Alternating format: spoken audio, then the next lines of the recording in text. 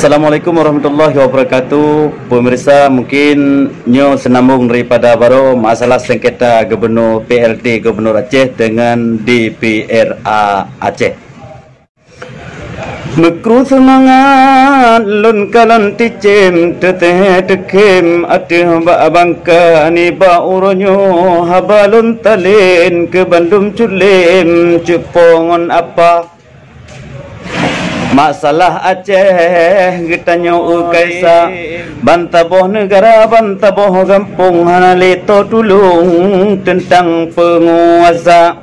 lun kalon DPRA Aceh lagi hanale aturan mumadangon di play melitan li humas PLT Nova niba uronyo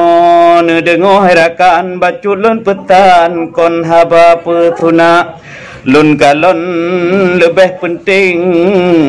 aturan gejak pelantikan pengurus BPKS li Pak Nova daripada harga parapat pleno yang nadi dewan bak tangga 2 dan tanyan wahai saudara. Tetapi uronyo lun kalon DPRA ule kamu mang ubina anggaran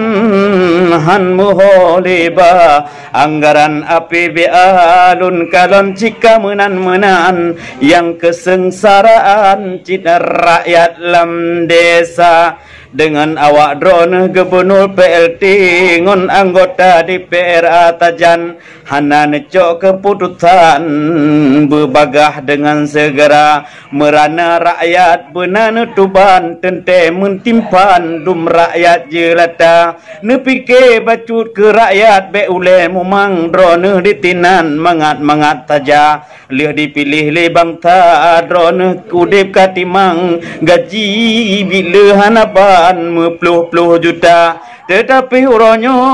habalun pesan ke drone dewan ngon PLT Nova